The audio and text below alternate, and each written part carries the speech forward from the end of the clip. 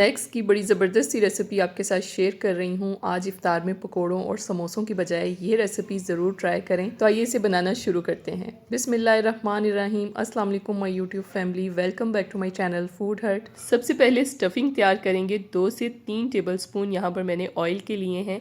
इसे गर्म कर लेंगे और फिर इसमें प्याज शामिल करेंगे।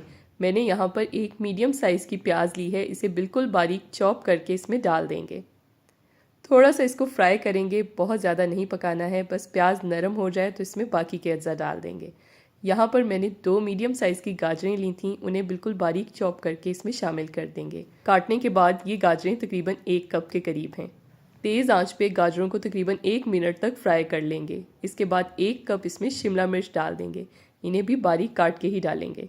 गाजरें ज़रा जल्दी गल जाती हैं, इसलिए मैंने उन्हें पहले डाल दिया था। अब इन सब्जियों को मज़ीद 1.5 से 2 मिनट तक तेज़ आंच पे फ्राई करेंगे ताकि इनमें मौजूद पानी खुश्क हो जाए। सब्जियों को तेज़ आंच पे फ्राई करने से इनका पानी भी खुश्क हो जाता है और इनका कलर भी ख़राब नहीं होता। आप देख सकते हैं कि यहाँ पर बहुत ज़बरदस्त सी ये सब्जियाँ फ्राई हो चुकी हैं। अब यहाँ पर मैंने 3 मीडियम साइज़ के आलू लिए थे, उन्हें बॉयल कर लिया था और इस तरह से उन्हें ग्रेट कर लिया है। आप चाहें तो आलूओं को मैश भी कर सकते हैं। अब इनमें फ्राई की हुई सब्जियां डाल देंगे। ये सब्जियां अभी गर्म हैं, इन्हें थोड़ा सा फैला के रख देंगे ताकि ये ठंडी हो जाएं। अब इसमें बाकी के अज्जा शामिल कर लेते हैं। यहाँ पर मेरे पास है हरी प्याज, ये तकरीबन 1/4 कप के करीब है। काट के इसको शामिल कर देंगे। आधा कप चीज़ है, मोज़रेला या फिर चेडर चीज़ कोई सी भी आप ले सकते हैं, उसको कद्दूकश करके डाल देंगे। 1 टीस्पून नमक और 1 टीस्पून ही काली मिर्चें डाल के इन तमाम चीज़ों को अच्छे तरीके से मिक्स कर लेंगे। चीज़ अगर आपके पास है तो ज़रूर इसमें शामिल करें, क्योंकि इससे बड़ा मज़े का टेस्ट आता है।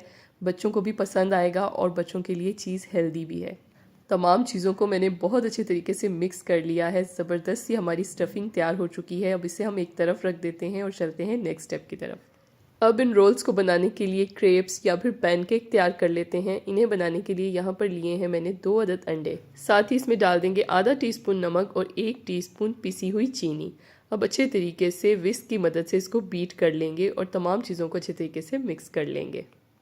अब इसमें 2 कप दूध शामिल करेंगे। दूध को मैंने बॉईल कर लिया था, ठंडा करके बलाई उतार ली थी। अब अगर आप पैनकेक्स में दूध नहीं डालना चाहते तो इसकी जगह आप 2 कप पानी भी डाल सकते हैं, लेकिन क्योंकि हम हेल्दी बना रहे हैं इसलिए हम इसके अंदर दूध शामिल करेंगे।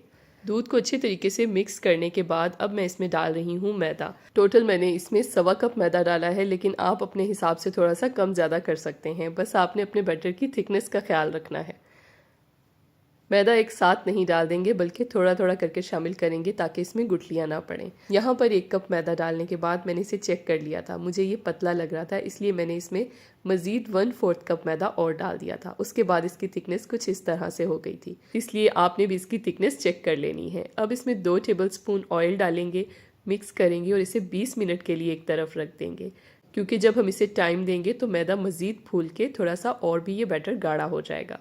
उतनी देर में हम इन रोल्स के ऊपर कोटिंग की तैयारी कर लेते हैं। यहाँ पर मैंने एक बाउल में 4 टेबल स्पून मैदा लिया है। हस्बे ज़रूरत इसमें पानी डाल के इसका बैटर बना लेंगे।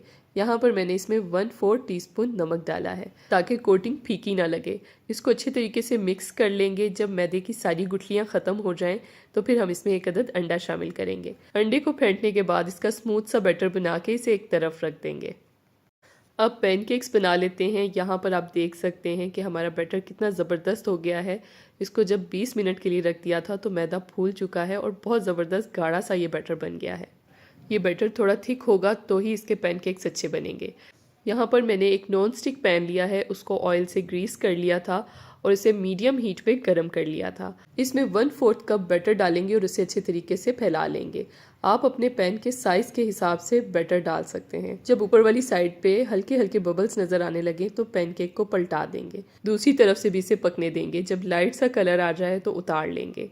पैनकेक्स को पकने में ज़्यादा टाइम नहीं लगता है, क्योंकि ये बैटर की बिल्कुल पतली सी लेयर होती है जो फटाफट से ही पक जाती है। इसलिए आपने मीडियम हीट पे रखते हुए इन्हें जल्दी जल्दी बनाते जाना है और पलटाते जाना है।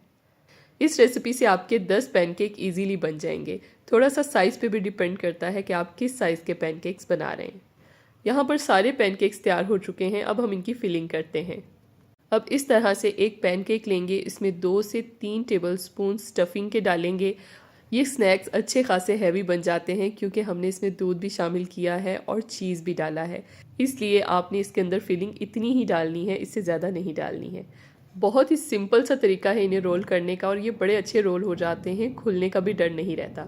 इस तरह से फिलिंग डालेंगे और साइडों से पकड़ के इस तरह से इसे रोल कर देंगे। ये देखें बड़े ज़बरदस्त से हमारे ये रोल तैयार हो गए हैं। इन स्नैक्स को जब भी बनाना हो फ्रेश बनाएं, फ्रीज करने का मशवरा मैं आपको नहीं दूंगी।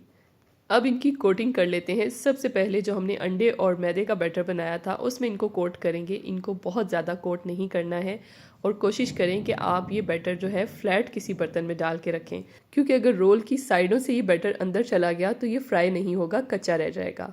इसलिए इन रोल्स की सिर्फ बाहर वाली साइड पे ही हमें ये बैटर लगाना है। बैटर में डिप करने के बाद ब्रेड क्रम्स की कोटिंग करेंगे और ये देखें सारे स्नैक्स को मैंने कोटिंग करके रख लिया है। अब इन्हें फ्राई कर लेते हैं। यहाँ पर मैंने पैन में बिल्कुल हल्का सा ऑयल लिया है, बहुत ज़्यादा हमने ऑयल डाल के इनको फ्राई नहीं करना है।